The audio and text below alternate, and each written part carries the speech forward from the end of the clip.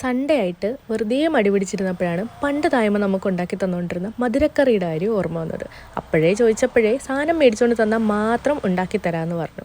അങ്ങനെ ഞങ്ങൾ രണ്ടാളും കൂടി കുറച്ച് പഴവും സാധനമൊക്കെ മേടിക്കാൻ വേണ്ടി ഇറങ്ങി. ഈ സാധനം മേടിച്ചുകൊണ്ടൊന്ന് കൊടുത്താൽ മാത്രം പോരാ, കുറച്ചൊക്കെ സഹായിക്കും കൂടി ചെയ്യണമെന്ന് പറഞ്ഞുകൊണ്ട് തേങ്ങ തിരുവി സഹായിക്കാമെന്ന് വെച്ചു. രണ്ടാളും കൂടി മാറി മാറി തിരുവാനും വേണ്ടിയിട്ട് തേങ്ങയുടെ ആവശ്യമൊന്നുമില്ല. എന്നാലും ഒരാൾ മാത്രം ചെയ്യുന്നത് ശരിയല്ലല്ലോ. പിന്നെ ഇത്രയും പഴമേ കിട്ടിയിട്ടുണ്ടായിരുന്നുള്ളൂ. ഉള്ളത് കൊണ്ട് ഓണം പോലെ എന്ന് പറയുന്നതുകൊണ്ട് നമ്മളിതേ സിനിമയൊക്കെ ഇട്ടിട്ട് രണ്ടാളും കൂടി പണിയൊക്കെ തുടങ്ങിയിട്ടുണ്ട്. പഴം ആദ്യം ഇങ്ങനെ കട്ട് ചെയ്ത് വെക്കണം. ഇതിനിടയ്ക്ക് ഇങ്ങനെ നമ്മൾ ഓരോന്നൊക്കെ കഴിക്കും. നിങ്ങൾ ആ സ്റ്റെപ്പൊക്കെ സ്കിപ്പ് ചെയ്താൽ മതി. പിന്നെ അത് ഈ മാവ് ഇങ്ങനെ ഇട്ട് ഇങ്ങനെ ഈ ഒരു പരുവത്തിലൊക്കെ ആക്കി അങ്ങ് എടുക്കണം. ഇങ്ങനെ കറക്റ്റായിട്ട് പറഞ്ഞു തരാം എനിക്കറിയൂടെ. ചെയ്യുന്ന പോലെയൊക്കെ കണ്ടങ്ങ് ചെയ്താൽ മാത്രം മതി.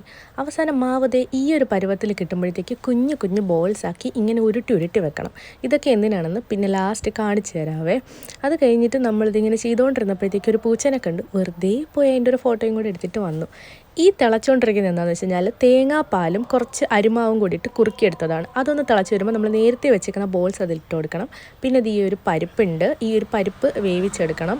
പിന്നെ ഈ പരിപ്പ് കൂടി അതിനകത്തേക്ക് ആഡ് ചെയ്യണം. എന്നിട്ട് ലാസ്റ്റായിട്ട് നമ്മൾ ഇട്ടിട്ടുണ്ടായിരുന്ന പഴവും കൂടി ആഡ് ചെയ്ത് കുറച്ച് നേരം വെച്ച് കഴിഞ്ഞാൽ റെഡിയാവും. പിന്നെ ഇത് എനിക്ക് അയർ ഇങ്ങനെ റൂമിൽ കൊണ്ടുവന്ന് തന്നിട്ടുണ്ടായിരുന്നു. ഇവിടെ വരാൻ ഏറ്റവും ഇഷ്ടമുള്ള കാര്യം എന്ന് വെച്ച് കഴിഞ്ഞാൽ പിള്ളേരിങ്ങനെ എല്ലാം കയ്യിൽ കൊണ്ടുവന്ന്